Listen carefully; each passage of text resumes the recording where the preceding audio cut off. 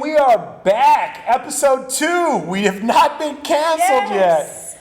We are back with a brand new set of topics here with Cyborg Nation Station. Right at the top, let's go ahead and talk about this exciting women's MMA championship fight coming from Brazil. Yes. Fill me in.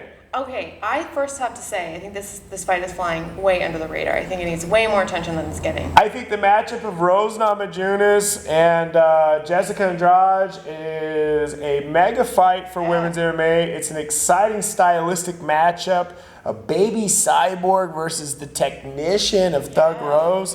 What's your predictions on this? I'm going to go for Andrade, I think. I think she's actually going to take this one. I think she has a little bit of leverage being that it's in Brazil. I think that she has a little bit more drive and motivation going into the fight. And I think she has a better striking defense, or striking landing, blah, blah, blah. You think she has I'm a pro. You think she has better striking accuracy. technique or accuracy? Accuracy, that's the word I was looking for, guys. So I will say this, I think Thug Rose and what Pat Barry's been able to do at that camp with her striking and more specifically her timing and her distance has been amazing. Mm-hmm. I know that she spent time training with Valentina Shevchenko, who is an amazing striker as well. I think Jessica Andrade is the type of fighter who will give her problems. For sure. One of the things that I like about Jessica Andrade is the amount of experience that she has. 19-6. She's got double the wins and double the losses of Thug Rose, which puts you in a position to where you start to feel comfortable in different positions. She has lost to Joanna Champion. But when you look at the people that Thug Rose has lost to, Carla Esparza was able to put a heavy grappling game. She was able to maintain top control. And I think that that's something that Jessica Andrade could do. If Jessica Andrade is not able to close that distance, put the fight against the fence, starts maybe showing cardio fatigue over a 5-round fight, my pick would be Thug Rose. But seeing as how Jessica is from Curitiba, a fellow Brazilian, they call her Baby Cyborg. I think she's going to be able to get Thug Rose to the mat, maintain position, and my prediction is a close-fought, hard-fought decision win. I think it'll be a good decision as well. And I think that people underestimate the mental side of the game. I think, like I said, having the fight in Brazil is going to give her a huge boost.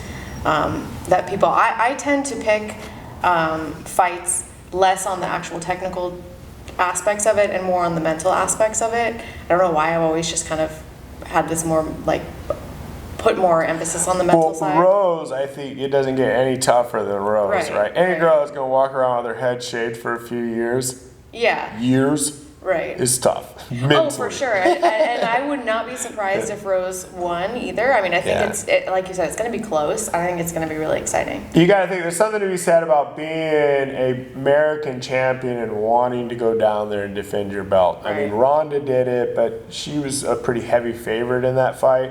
Right. I actually think Rose is going down there as the betting underdog in this fight. So it'll be an exciting fight for sure. Yeah, for sure. All right, well, we have an amazing fight to talk about from this weekend. Donald Cerrone, Cowboy. I don't want to say he's back, but he's kind of back. I mean, Dad bod Cerrone. Yeah. Father Cerrone is back and kicking ass, John Wick style. Yeah, and I have to say that when he weighed in, returning to lightweight, he didn't look so great, and I was really worried, oh my God, please, because I love Cowboy. But when he performed, it was like the old Cowboy.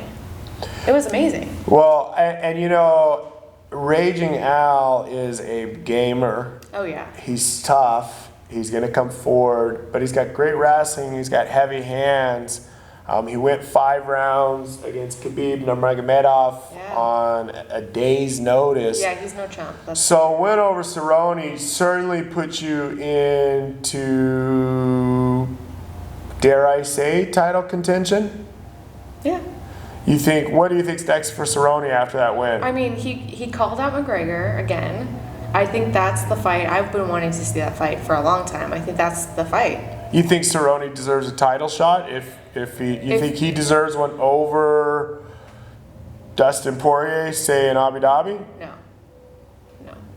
I mean, Dustin's the interim champ. He deserves that. And what about Tony Ferguson?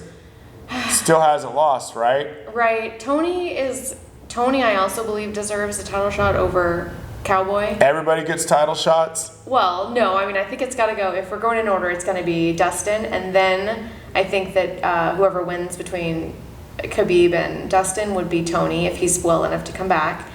If not, then I think it would be Cerrone. But I think that a good matchup would be Cerrone, Cowboy, this is the same person. Cerrone, Conor, and then the winner of that fights Tony while Dustin and Khabib are fighting it out. I kind of like that idea. I think holding Tony Ferguson on the sidelines if he wants to fight, as far as being in the motion of being ready to fight, being able to keep fights flowing, it's difficult then to put him on the sideline for a year and then come back and say, okay, you want that title fight? Boom, come back. Right. It's also kind of difficult to see him get sidelined, another interim belt get made, him come back, make a return back, not fight for that interim title because, hey, look, dude, I've already fought for an interim title and I saw it didn't really do much for me. And then that go to Dustin Poirier. My own personal opinion, I'd like to see Dustin Poirier and Tony Ferguson fight. That's not going to happen. But I like the idea of this Conor versus Cowboy. Cowboy's had a lot of fights. It is a super fight. Do you make that a main event?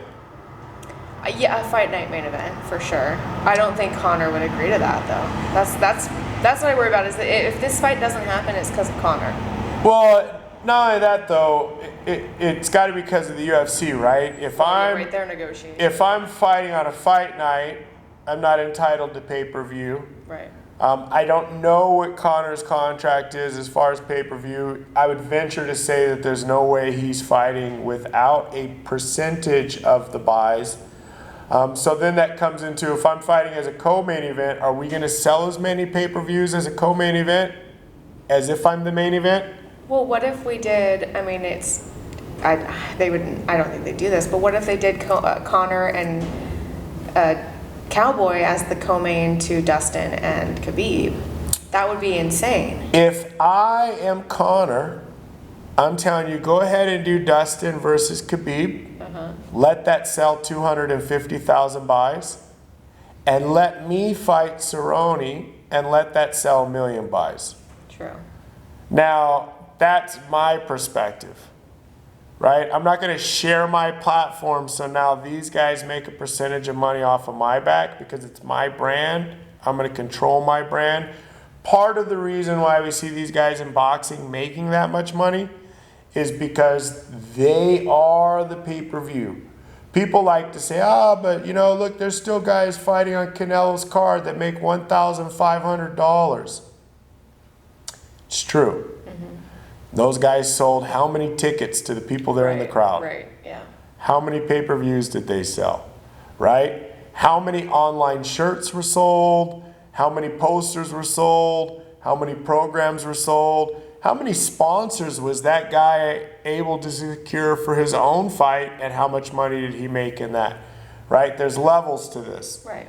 But the upper echelon in boxing own their brand, and if they want to be the main event, their brand is the main event. Right.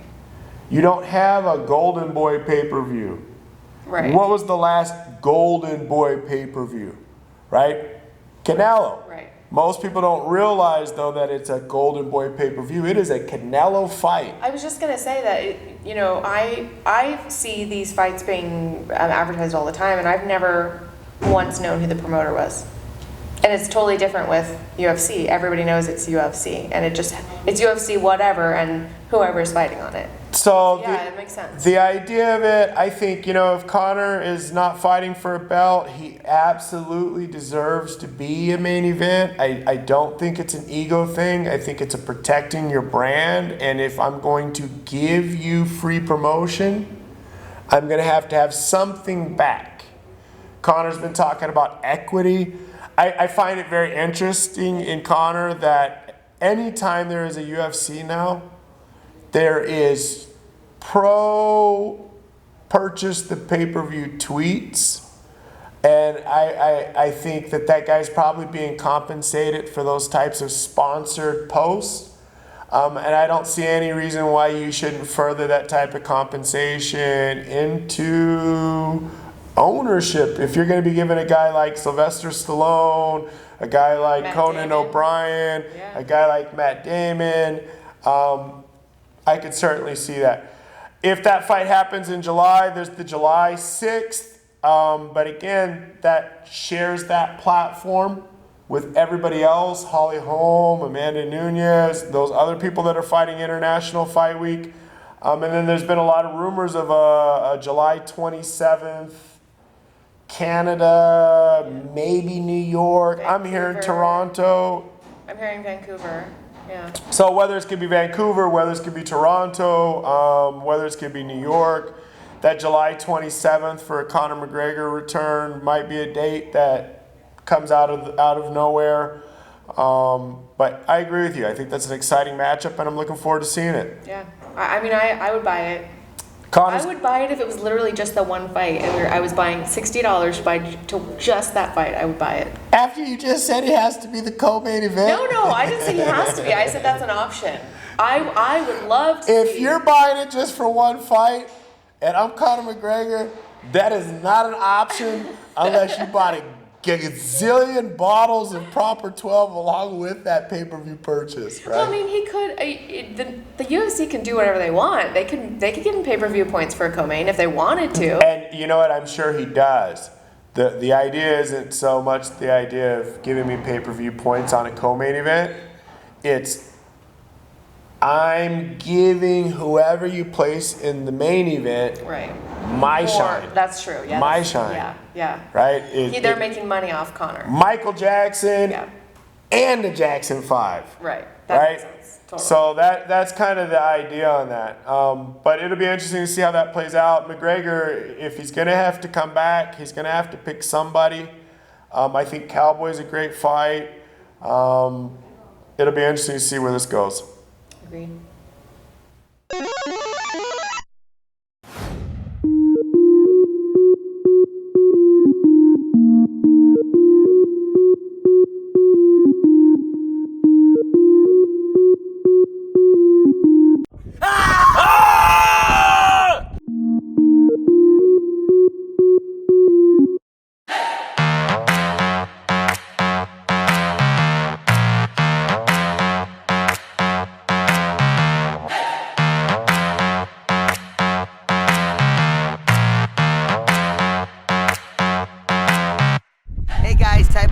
Don't forget to go to subscribe, start labs, and like, smash the button for me, because if you do that, they're gonna give you $1 for the fight for the forgotten.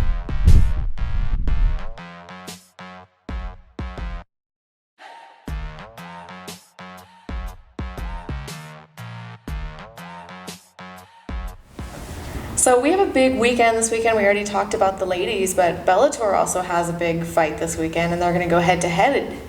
Yeah, UFC, Bellator, same date, head-to-head. They've done this a couple of times already. Bellator Hawaii was the same time as UFC Canada. Yeah. This is an exciting night of combat sports. Yeah. Which one's going to get your eyeballs first? I got to be honest, it's going to be Bellator. Which fights? Which fights are you most excited about? I really love the Chandler Pitbull matchup. Anything Chandler and anything Pitbull do, I love. And so them together is great. I think, Pitbull is ferocious. Michael Chandler is ferocious. That's going to be a high-paced fight. Me personally, there's two fights that I'm looking forward to seeing even ahead of that. The Douglas Lima MVP. Yes. I'm curious to see if Douglas Lima comes out there and implements a wrestling, grappling, heavy strategy. I'm also curious to see if MVP it makes improvements from his fight with Paul Daly. Yeah, because he hasn't looked so great in this last. I mean, not. It's not that he's looked bad, but when you come off of something where you get like this crazy KO of Cyborg, and then you follow that up with like. You know, the thing is he's shown areas in his game that need improvement. Right. We've seen him taken down now by a guy like Paul Daly, who is not necessarily known for his wrestling or his ground game. His ground and pound is nasty. But what's a guy like Douglas Lima going to be able to do if he puts MVP on his back? We'll see. That's a compelling fight to me. Right. The other fight there is AJ McKee. I think people are sleeping on how good AJ McKee is. He's going to be fighting Pat Curran, another veteran of the sport. I think this fight is capable of being fight of the night for Bellator. So I'm excited. We both kind of picked the same thing on that. I'm more excited for that Bellator event than the UFC event as well. Yeah. I just signed up for the Zone. I want to use my money's worth. Well, that's what I was going to say too. Is that, it's a pay-per-view versus the Zone, which both of them you have to pay for, but the price point is way different. So I feel like. And if you've never signed up for the DAZN, you can use the DAZN's free trial for a week, right. and then you can cancel, so it is actually free. Yeah. I think for pay-per-view, I like the Thug Rose, I like the Jessica Andrade fight. Anderson Silva is fighting a guy that I think they brought down there to lose.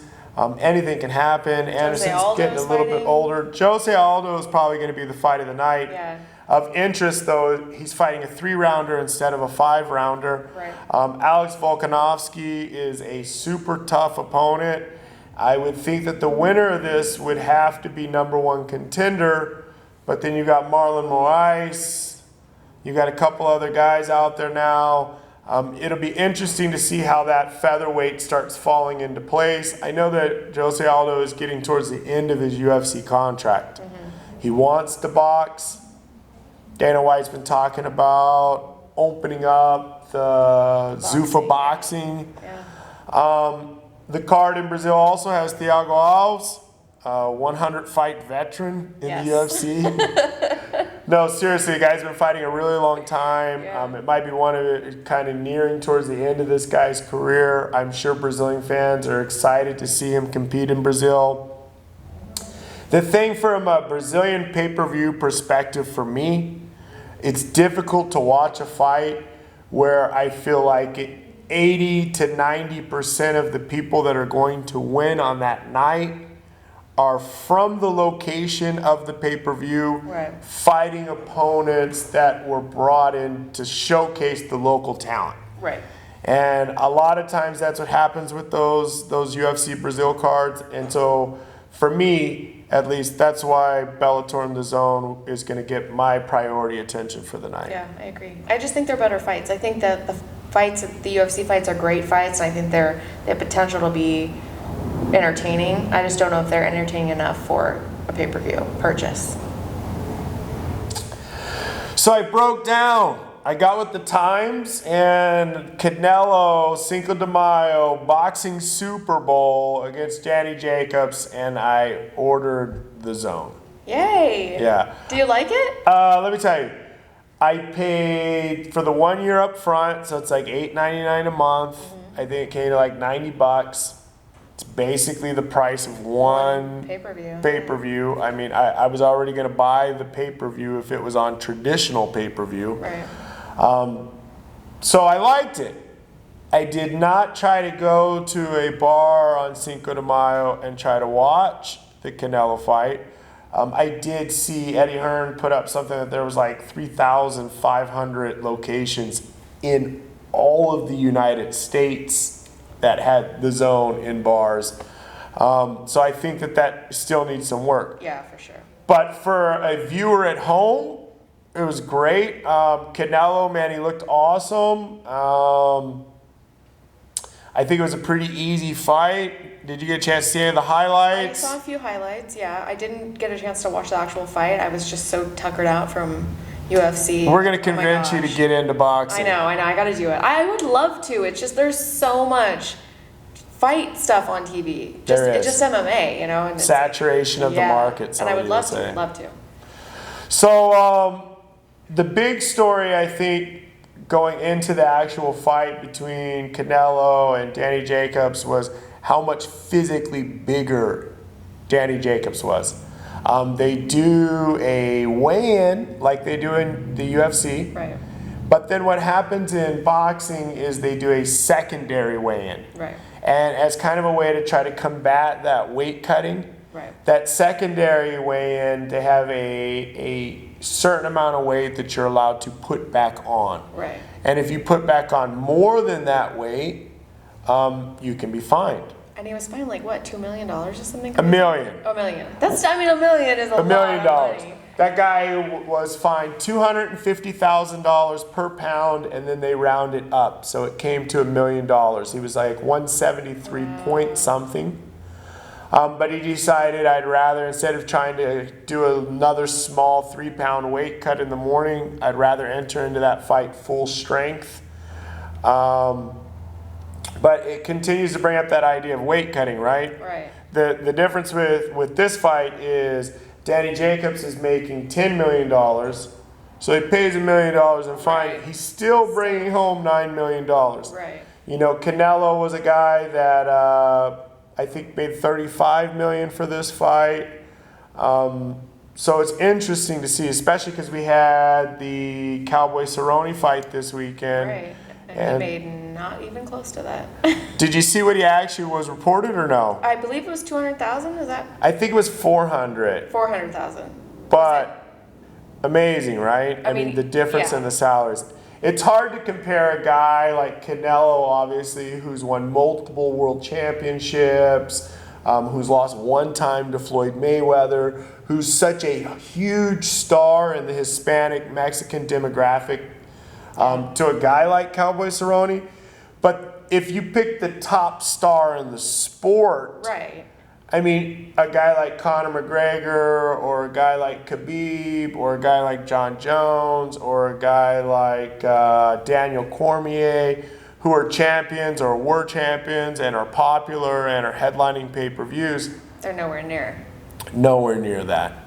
And you know, it brings up an interesting point too, because people are saying boxing is dead, but yet they still have these huge paydays. So, is it dead or not? And can you just determine if it's a sport is dead based off of payday? Well, you know, one of the things that like the critics say of boxing is they say, okay, what you have in boxing is you've got a bunch of champions. Nobody knows who's the real champion. Right. And you have a bunch of individual promoters that are doing events and taking all the money from that event and splitting the money up. Whereas in UFC, you have one promoter. MMA, as much as Bellator and Invicta and these other belts are present in the sport, a lot of people have kind of made UFC like the Kleenex. It's not a tissue. Right. It's give me a Kleenex. It's not MMA, it's give me UFC. Right. So with them being able to control that paradigm there, you don't see fighters headlining pay-per-views in the UFC unless they're an actual champion. Right. Right? It's a belt that's headlining the event. A guy like Conor McGregor, you know, he's rumored to be sitting out now because he doesn't want to be co-main event. The idea that isn't necessarily so egotistical. It's, hey, look, I'm using my name To make you money. to build your platform. Right. Whether your platform is the main event, you know, like when they did the Amanda Nunes and Miesha Tate, they were the main event, but Brock Lesnar was the co-main event. Was what brought right? people into the show. So when you see these types of guys like Canelo's getting paid $35 million to fight on a streaming site, right? The Zone. And you have a guy like Brock Lesnar that's saying, hey, look, dude, you want me to come back and you want me to fight in the UFC and you want me to fight on a pay-per-view percentage, but now how many people are going to sign up for that streaming site Right. because they wanted to buy that, right? Right. UFC did that first pay-per-view on ESPN Plus in January, and they had like 560,000 Oh yeah. new subscribers to Great. ESPN Yeah. Plus, Yeah. right? So now you got a situation like the last pay-per-view with Dustin Poirier, Max Holloway, Adesanya, Gastelum, and it's Metzger's reporting now that pay-per-view did 100,000 buys. ESPN Plus is not easy to sign up for. No. It's not easy to purchase the pay-per-view. I see today that they made it, you can purchase the pay-per-view direct from the app. How many of those continue to be signed up for ESPN Plus after your initial pay-per-view? Right. And how many people don't buy the pay-per-view because of that now firewall of having to sign up for ESPN Plus just makes it one more step away from calling DirecTV and ordering, so they don't order it. Well, right, and I know a lot of people are saying that it's hard to watch ESPN Plus. That it's freezing, it's skipping, it's dropping out. And imagine you put your money and you buy a pay-per-view and it does all that. I would not want to risk my money on that and not actually get to see it or miss something. So I think I can see where an athlete like Brock Lesnar is wanting guaranteed money up front. I can see where an athlete like Canelo is bringing a ton of new fans. He got me to sign up for Cinco de Mayo, and I'm excited. If you ask me overall, how did I feel about it? I feel like it was a great purchase. I bought it for the fights. I've got a ton of other content available to me. I saw some other amazing knockouts this weekend from it. Yeah, Raymond Daniels. I was shocked actually. On the Zone, I get all the Bellator fights, not just the boxing fights. Yeah. You get Combate Americas too. Yeah, well, Tito's fight's going to be on the Zone. It should be, yeah. But oh my gosh, that Raymond Daniels, if you guys did not see that. So Raymond Daniels is a crazy kickboxer, and he made his MMA, Bellator MMA debut and knocked this guy out with this, I don't know what it was, yeah. Just watch it. It was cool. It was really cool. I saw it. Raymond Daniels is one of the top American kickboxers, not just of current time, of all time. He's been training down there with Tyler Wombles, down there at Classics Muay Thai Gym. Yeah. Fought in Strikeforce years ago, did not take the time to transition into MMA like he's done now. The nice thing about Bellator is they give their guys the fights that the fans want to see. Right. So they put Raymond Daniels in there against another fighter with experience in striking. They gave the fans an exciting striking display. And that knockout, folks. Knockout of the year. Maybe. Yeah, I think. It's my vote for knockout of the year. Watch it. So we've got BJ Penn fighting this weekend. The legend. Which is controversial in some ways. Now I have to preface this by saying that his heyday was before my time. I didn't start watching MMA until 2014. So BJ Penn is not the same to me as he is to a lot of MMA fans. And that begs the question of, should he still be fighting? Okay, so you kind of hit the nail on the head right there. I grew up idolizing BJ Penn. Mm-hmm. I fought Ceruto, Rumble on the Rock in 2004 in Hilo. I was cage side, first row when GSP and BJ Penn had one of their epic battles. Idolized him. Fighters fight for three reasons. They can fight for all three, some of them, one of them, but it has to be one of these three reasons. I fight for money. Mm-hmm. Okay, I'm broke. I like making money. I fight for money. There might be bigger fights that I could make, but they're not going to make me as much money. There might be fights that people think I need to make for my legacy, but it's going to put me at risk of making more money. Money fight. Mm-hmm. The other one is belts. Okay? There could be a fight that could pay me more money, but I'm at risk of losing the belt. I could fight a more entertaining style, but I might not be able to keep my belt. The third is glory. I don't care if it's for a belt. I don't even care if I lose my belt. I want this to be the type of fight that at the end of this, all of the fans are left going, right? I don't care if I don't make any money for this fight. I want this fight because I want to prove that I can do this. I want to prove that I can beat this guy. I'm willing to take this fight because I want the $3 belt for my local promotion. Glory. So you can fight for money and championship belts. You can fight for money, championship belts, and glory. But whatever you're fighting for, it has to be one of those three areas. Right. Now, there was a time where I could have introduced you to a fighter who went 15-4, beat fighters Sean Shirk, Renzo Gracie, Diego Sanchez, Joe Stevenson, Dwayne Ludwig, Matt Hughes, Gomi, Matt Serra, Ben Thomas. He beat everybody in his division to the fact that one of those 4 losses would have been a heavyweight Lyoto Machida because he had to go up in weight to find people. Right. That he lost by decision, right? This was a guy that when he left the UFC, they closed the lightweight division. The only lightweight division they had after BJ left was 170 pounds, right? Legend. Right. The problem is for the last 9 years, he hasn't won a fight. Right.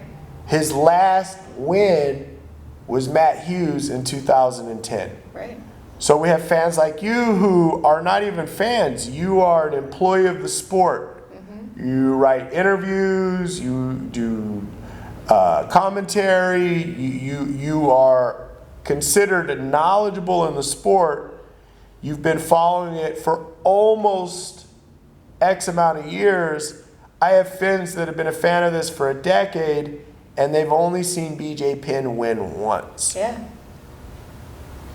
So for me, to see an absolute legend have a record that's like 16-13 and have fans that have no idea of what a Sean Shirk was, an animal, have no idea what 185 Renzo Gracie was, have no idea who Dean Thomas was, right? It hurts to see them look at a BJ Penn and see that he's gone 1-9-1 in his last 10 fights. Right, and it's and I totally get, because I've heard so many stories. I understand his legacy, but he changed his legacy. Is he? He's tarnishing it in a way because changed it. Right, because there's people. It's a decade now where, like you said, no one's seen him win. So to this decade, he is not that legend. He's a totally different person. It's and true. I get why. I've always been very. I always tell this to fans when they say so and so should retire. I always say it's no one's right to ever tell a fighter when it's time to retire, except for the fighter and his coach. And so here I am saying it's time to retire, but it's tough. It's like I want to save him. It's tough. It's like I so desperately want him to win so that I can say I saw him win, and then done. Please stop. Well, hopefully in Brazil, I mean, he is in Rio de Janeiro. Yeah. For those of you from Hawaii, but I think he's still capable of hanging with those guys. It's just they've been tough breaks, and I don't know what his reason is for fighting at this point. He's accomplished it all. Right. He has no more to accomplish, but there's something inside of him that has become his identity. Right. And he enjoys competing, and I hope that he remains safe. I hope that he's healthy, and I'm gonna watch. Yeah, I'm gonna watch too, for sure. I hope he wins.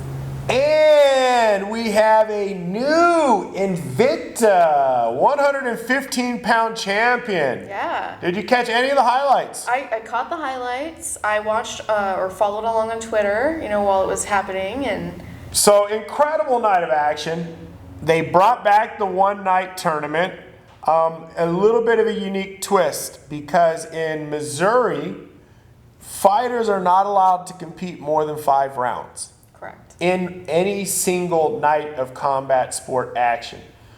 So what Invicta did was they did 1-round fights, 5 minutes. Brianna Van Buren smashed through the first 2 fights. Yeah. First one was an armbar in like 2 minutes. Second one wasn't an armbar, but she was facing a tough girl from Brazil, fought in the UFC, good veteran, took her down, controlled the action, won a decision there. And then in the finals, faced Hawaii's Kaylin Curran. Yeah. Great fight. Kaylin actually had 2 wars, went to a decision. First fight was a split decision. Second fight, same thing, decision. But Brianna Van Buren was just too much as far as the wrestling was concerned. She's really good. Great wrestler. Yeah. From, I think it's Gilroy, California? Yeah, that's kind of where, that's the garlic capital of the world. The garlic I capital? don't know if it's the world, but definitely the garlic capital of California. It certainly explains. It certainly explains. Oh, Lord. But Daniel Cormier's hometown too, the champ, DC's out there. So it was a great fight. With it, Kaylin won 2 fights, lost in the finals. I don't think any shame losing to Brianna Van Buren. She was on a little bit of a losing streak, so it was nice to see her get a couple wins back on her record. I think the other highlight story of that was the Kay Hansen, Magdalena Sermova? I don't know, Czech fighter from Czechoslovakia. But that fight, Kay Hansen is one of the most exciting female fighters in combat sports right now. Young, taking tough fights. She could certainly probably still be undefeated if she was taking easier opponents. This girl that she fought from Czechoslovakia, I'd never heard of her. 8-1 record, and they went to an absolute war. Kay won the first round, lost the second round, was losing the third round, and then with about 30 seconds left, got a reversal, got mount, and the fight extended as Magdalena had her arm fully extended, almost ready to pop. Great fight. I had Kay winning because of the transition with the armbar at the end, but split decision loss. So if you haven't seen it, where can fans check those Invicta fights out at? That's a really good question. Put me right on the spot. I mean, UFC Fight Pass. Oh, We've been talking about the streaming sites, so I thought this is a brain fart. Yeah. Yes, UFC Fight Pass. So if you haven't checked that out, Invicta, check it out, UFC Fight Pass. Check out that Kay Hansen fight. That was actually my favorite fight of the night. And but you know, before the fights, there was some weight cut issues. You know, the tournament was actually, flipped upside down in a lot of ways. Brianna Van Buren won the tournament, but the favorite was Mizuki. Yeah, and she didn't even get to compete. So Mizuki missing weight, she didn't get a chance to compete. I would like to see the tournament come back with Invicta. It was exciting. I liked the 1-round fight. It makes it a little bit more beneficial for the wrestler. I think Brianna having 2 first-round easy fights and then having to go against Kaylin, who had 2 wars that went 10 minutes. But I like the tournament idea, and I'm excited to see it. I like the one-night tournament. It'd be interesting to see them bring it to a location where maybe they could do 3-round fights to let the fights kind of more organically evolve like they would in a real regulation match. Or do like a weekend tournament. You know, like 2-day tournament or like something. Risen, right? Yeah. They do the weekend tournament. Yeah, great ideas.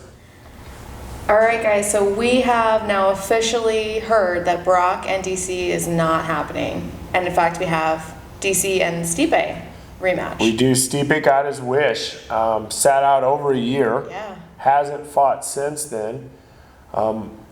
He was the all-time most defending-fist heavyweight of all time, but it's 3 title defenses, right? Right, yeah. What do you think about it? Why do you think Lesnar isn't getting the fight? What do you think happened? Well, there's two kind of theories here. One theory is that he wasn't going to get paid what he wanted, which I think is probably part of it. The other theory is that he has already been flagged by USADA and he's kind of taking his graceful exit. bow. Yeah. And I think, honestly, I would not be surprised with either one or even a combination of both. That maybe they weren't going to give him what he wanted, and then he's like, well, I got flagged anyways. I'm not going to fight it. It's just let it go. Yeah, I mean, he entered into the USADA testing program. They have one of the new changes in the program right now is that if you are flagged for something, they don't necessarily have to announce that you've been flagged. Right. So if Lesnar was perhaps flagged for something, you wouldn't know. You wouldn't be forced into knowing unless he said something publicly.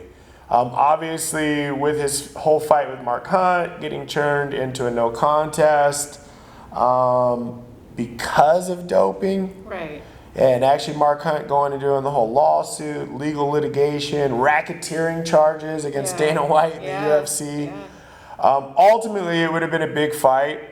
I mean, for DC, it took off probably one of the biggest fight paydays of his career, right at the end of his career. Right.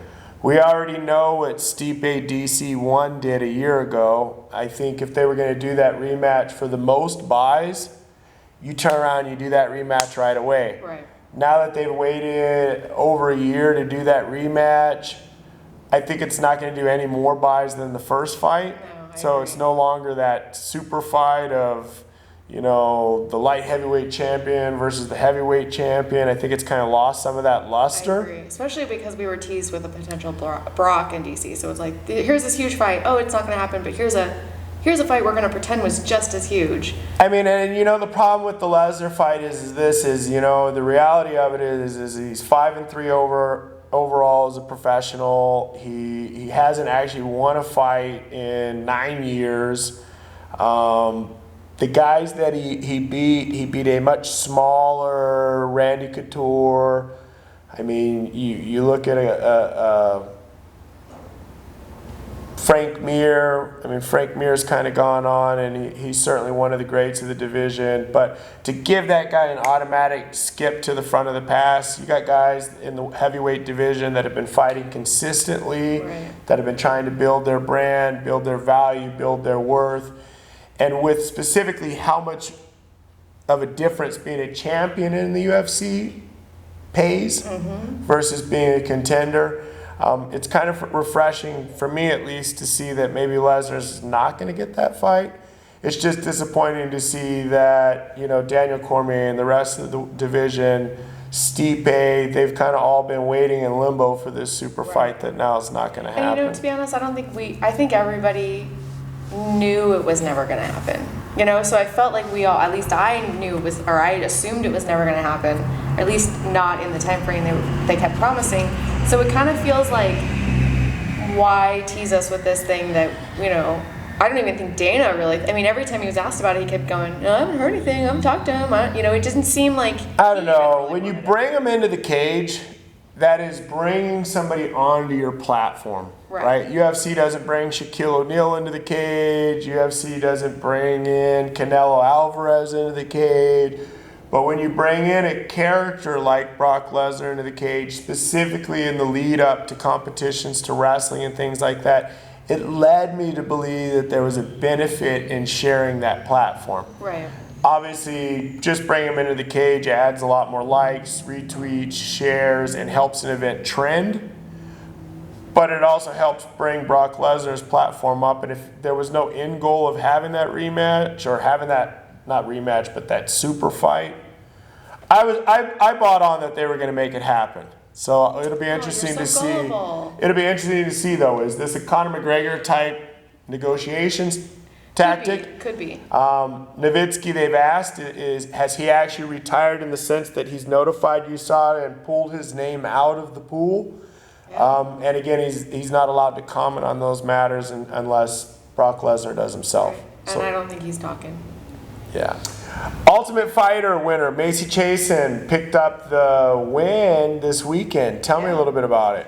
So if when I watch fights, sometimes they all kind of meld together. So I'm hoping that I'm remembering the correct fight. But if this is the fight that I'm thinking of, she kind of struggled a little bit in the first, but came back in the second, won in the second, kind of proving that she can be tested and still survive, and she's not just one of those come in and get her win.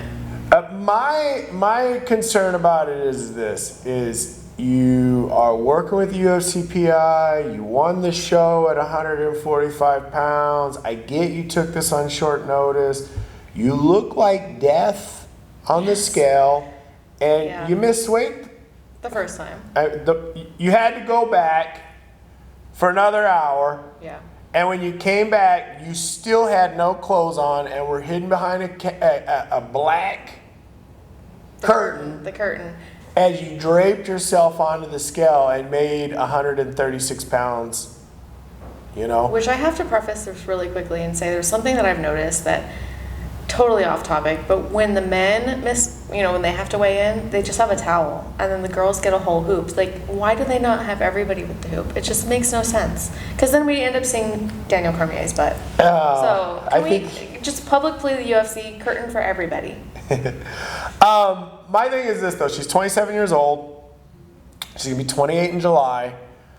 What are you cutting down to 135 pounds for? What's the point? As you get closer to 30, I mean, for me, your body starts carrying heavier weight. It's harder. I can only imagine for a woman what starts happening to your body. She's only been professional for 2 years. She's cutting down to 135 pounds after winning the show at 145. She beat Sarah Morais in the UFC. Right. Who has now lost 4 out of her last 5 fights. Yeah. And she beat that Gina Mazzani, who has lost 3 out of her last 4 fights. Right. So you got 2 opponents that have won 2 fights out of 9 fights. Right. What are you cutting down to 135 pounds for? Her last loss, Macy's 5-0 as a pro. Her last loss came as an amateur to Felicia Spencer, the Invicta FC champion at 145 pounds. So you're undefeated as a pro. You won the show as an Ultimate Fighter. You're struggling to make 135 pounds. You lost 1 time as an amateur as a decision to the Invicta champion, Felicia Spencer, who has gotten the call up, right? She's going to be fighting Megan Anderson. Yeah. So I just don't see what the idea is about cutting down to 135 pounds to fight girls that have a 2-9 record, right? She's probably being told that that's her only choice, or she's not going to fight. I feel like that's why else. Well, there's no other motivation. Well, it's no secret that the featherweight division needs to get built. I mean, you see a fighter like Cris Cyborg. She's had 1 fight in 14 months. So it's a division that they're not really giving opportunities to. It'll be interesting to see with an athlete like Macy. It's a young athlete with an undefeated record that you could essentially build that division around. So it'll be really interesting to see if she ends up coming back up to featherweight. Me personally, I would love to see her go against the winner of Megan Anderson and Felicia Spencer at 145. That'd be great. Helps build the division. But we'll have to see. Yeah, I think she needs to be in featherweight. There's no excuse. All right, so Memorial Day weekend, I hear there's this big wrestling thing, and we talked about this last time. I don't watch wrestling, so I don't know what's going on, but I'm hearing a lot about some convention of some kind. So Starrcast 2 is coming back. Starrcast is everything that was cool, everything that was awesome about UFC International Fight Week from like 2007, smashed into a weekend full of wrestling. AEW is going to have their Double or Nothing pay-per-view May 25th. Okay. They have taken money from the owner of the Jaguars, the NFL team. Yeah. They are now building a new wrestling league. They've got stars Cody and Dustin Rhodes, the 2 brothers. They're going to be going against each other. The Young Bucks are going to go against the Lucha Ray brothers. Kenny Omega is going to go against Chris Jericho. Chris Jericho has been basically blackballed by the WWE after signing one of the largest professional wrestling contracts in the history of the sport for guys at his level. Wow. And we're going to see Hangman Adam Page is going to be against Pac. It's going to be a great weekend. There's a ton of celebrities that are going to be doing signings. It's like a 3-day event. And there's like a roast too, right? May That's 23rd cool. through the 26th. They're going to roast Ric Flair, so I can get this right. It's going to take place at Caesar's Palace, the Tuscany Suites. Guest performances by Jim Ross, Chris Jericho, Cody and Dustin Rhodes, Ric Flair, Bret Hart, Nice. Booker T, $1 Million Man, Razor Ramon, Kevin Nash, and there are some other MMA fighters that are going to be there besides Cris Cyborg. We got Dan Severn, the original crossover, Ken Shamrock, Tank Abbott, Frank Mir, and Tom Lawler. So it's going to be a great weekend, Memorial Day weekend. If you don't go, I'll bring you back a I'm gonna go. postcard. I'm gonna go. Nice. All right, well, I'm excited because I'm going to Singapore next week. I'm going to go to the One Championship card, and it's Sage Northcutt's debut. Tough fight. Team Very Cyborg, good boy. Cosmo Alexandre, Muay Thai legend. Had wins over Cosmo, 100 fights, 8-1 in MMA. Hasn't fought in a little while just because he had such a bad deal with World Series of Fighting in his contract. But he's back. And I think this is a tough fight for Sage Northcutt. I mean, I think it's definitely going to be a great night. I think, though, that, you know, you mention all these great accolades of this guy, Cosmo, but that was when Sage was a little boy. So we're talking about Sage, the young buck, up against, an aging legend. So you got a little bit, Sage has got a little bit of an upside there. I mean, it'll be an interesting fight. Cosmo came back, had a difficult fight with the little gloves against Yadson Clyde recently. Yeah, he just got knocked out, right? He Like, did. kinda It was a badly. tough fight. Yeah. But I think he's got a lot of experience. I think that he has had a couple of opponents similar with the karate style of Sage Northcutt, so he'll be able to make the adjustments. And I think Muay Thai beats karate. No. Karate beats Muay Thai. We'll see soon. What else are you going to be doing in Singapore? Well, hopefully training. I'm going with a UFC fighter, John McDessie. We're going to be going out there, and then we're on our way to Thailand. And I'm curious, we know where we're training in Thailand. We're going to do Phuket Top Team, but Great we don't choice. have anywhere yet in Singapore. I'm curious if you know anyone. Well, when you're in Singapore, make sure you check out my brother, Shatri Siddhiathong's gym, Evolve MMA, and specifically ask for Master Yod. Okay. He's worked with GSP in Canada. He's worked with a ton of the top athletes. Actually, the first MMA fight he ever worked was me in my corner. He was one of my coaches for many years. Stop in to Evolve. Definitely. Find Master Yod and tell him Ray says hi. I definitely will. Are you going to try any of the food? Singapore's known. I loved the food last time I was there. This is my second trip. Last time we went out, we were ordering all these like chicken. The thing is, I don't know what anything's called. I point at things on the menu and I'm like, that looks good. Rice, chicken, Yeah, Oh, and street food. Singapore sling. Have you ever had one of those? Of course. Okay, those are crazy. I love them. I got one everywhere we went. It's famous for that. Yeah, and they were different everywhere we went. And they were all $20 each. So expensive. That's the one thing about Singapore. I did a night out with Shoney Carter one night there, the legend himself. Yeah. And we did the Orchard Towers, Okay, yeah, 4 floors, yeah. with a lot of doors. And anyways, we ran up a tab there. A pitcher of beer there was like $80. Yeah, because everything in Singapore is cheap except for alcohol, because they don't Tax want people. Yeah, they don't want people drinking, right? Because it's Clean, safe. Singapore is a very progressive country. Yeah. One championship headquarters in Singapore, Shanghai, Southeast Asia. It is an exciting time to be in the Asian market. So Yeah. I'm jealous that you're going to be going out there, and I'm excited to see you get back and report on the food. I want you to report on Evolve MMA when you get back. I will. And most importantly, I want you to come back and apologize once you find out how amazing Muay Thai is compared to karate We'll see. in a fight. We'll see. We'll see. We should have a bet on this. A wager. Maybe you guys can think of something we should do. See Put a who wins. comment below. Let us know what you think we should do for our bet. Sage Northcutt versus Cosmo Alexandre, and we will consider it.